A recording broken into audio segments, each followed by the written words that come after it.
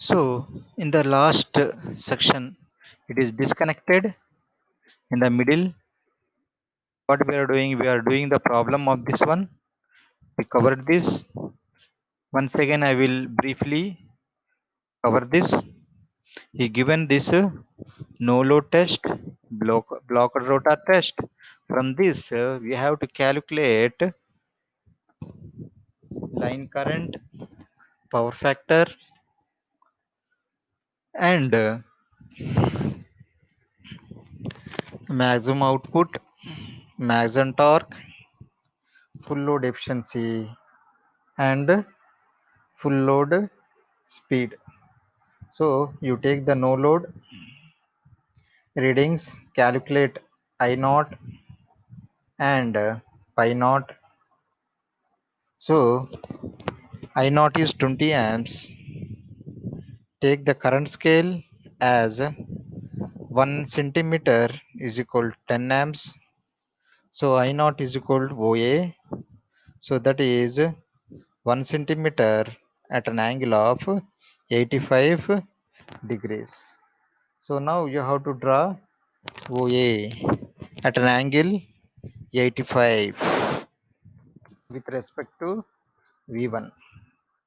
So as shown in figure, you have to draw OA. This is y-axis, this is x-axis. This one also covered. And next, from short circuit test, we have to calculate ISN. You got 180. So as the current scale is 10 amps, so 180 by 10, that is 18 centimeters, that is OB. And next, calculate short circuit power.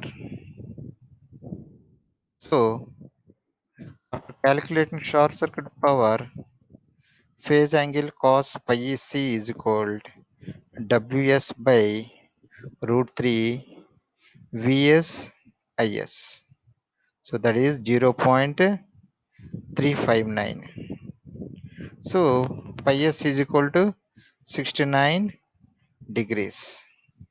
Now we have to draw OB and join OB, that is how many centimeters? 18 centimeters at an angle of 69 degrees. Now join AB. So like this. Draw OA, OB and join AB. Next, calculate the short circuit power at a normal voltage. So that is equal to WSN, that is 2800 into 400 by 100 square root, that is 44,000 by 44,800 watts. So power scale is equal to, we have to measure BL, that is 6.8. So this power by divided by 6.8, you will get a power scale, that is 6,588, that is VG. So next, full load output, he given HV multiply with 735.5, that is 29,420 watts. So what is the power scale? 6,788. Divide this, you will get 4.46 centimeters, which is nothing but a BL. Now you draw a line PL, that is point from point L, you draw a parallel line which is parallel to output line AB. So it will cut the point, operating point at point P. So where OP represents full load power. So, so how you can draw this? First you have to draw OA at an angle of pi naught. Next, OB at an angle of pi s. Then join AB. Now extend BL. So from L, draw a parallel line to a line AB which cuts at a point P. Join OP now, where BL is equal to 4.46. Just now we noticed how it got it. So after getting this OP, we measure the first what we have to do OP. Measure OP with scale. How much you got? 6.1 centimeter. Okay. Now we have to, it is in centimeter. We have to convert into amps. So which scale we have to take? Anyone? Yes, we have to take current scale. Multiply with 10. So that is 61. Next, full load power factor. So for this one, you measure pi 1, that is 34 degrees. Cos of 34, that is 0.829. So to determine the maximum output, I think before slide it is disconnected. So to get maximum output, this is the out. So which is the output line? AB is the output line. AB is the output line. You draw a parallel line for this output line AB and tangent to semicircle, and which cuts at a point H. Join this HI, which gives a maximum output. So similarly, Mason torque also. So here, what is the torque line? AE is the torque line. So what we have to do for this torque line AE, you draw a parallel line and tangent to semicircle, which cuts at a point R. You join this R and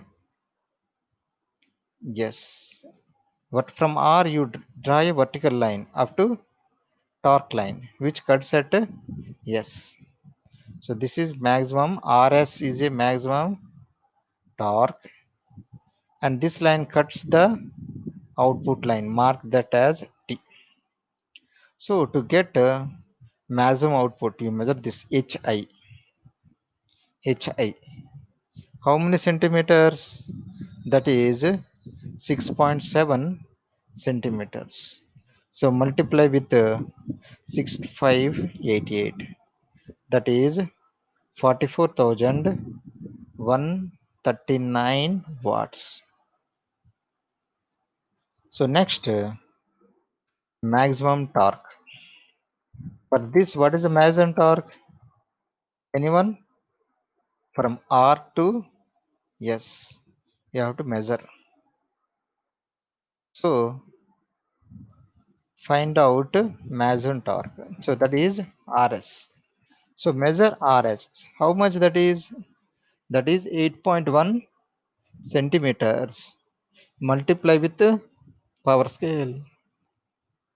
That is 6,588, which gives a value of 53,363. So similarly, full load input. What is that one? That is PK. So if you measure PK, how much? That is 5.1 centimeters. Multiply with the power scale. So that is 6,588. So that is 33,599 watts. RS is this one. Measure this, multiply with power scale. So similarly, full load input, that is PK. Measure PK, that is 5.1 into 6588. So that is 33,599. So next, now what we got? We got full load output, that is 49,420, and power scale is 4.46 centimeters, and full load input, if you measure how much he given, 5.1 centimeter. So efficiency is equal to 4.46 by 5.1 and multiply with 100, you will get 87.5 percentage. So to locate E, what we have to do? We have to divide line BF in the ratio of B is to EF. Why? What is B? What is BF? BF shows the sum of rotor copper losses and stator copper losses, and he given both are equal. So divide BF into equal parts, that is BE and EF. Two values are equal. See here. Mark this point E and join this AE, which gives a dark line, and BE is rotor copper losses and EF is stator copper losses. AE represents the dark line and AB represents output line. So now what we have to do here, it shows overall figure: copper rotor copper losses, stator copper losses, full load output BL, and maximum torque and maximum output. So now PK is drawn vertically like this. PK is drawn vertically, which cuts at a point MNJ. MNJ. So after getting this, the point R and H represents maximum torque and maximum output. So that is FL is equal to OP. Measure OP. How much? 6.1. Multiply with current scale. So that is 61 amps, and slip S is equal to Mn by Pn. So that is measure Mn, that is 0.3, and measure Pn, that is 4.65, which gives 0.0646. So percentage is 6.4. So synchronous speed Ns is equal to 120F by P. So that is 120 into 50 by 4. So which is 1500 RPM. So full load rotor speed Nr is equal to Ns into 1 minus S. So that is 1500 into 1 minus 0.06. So that is 1403 rpm. So here what is the formulas we have used? We have used short circuit current with normal voltage.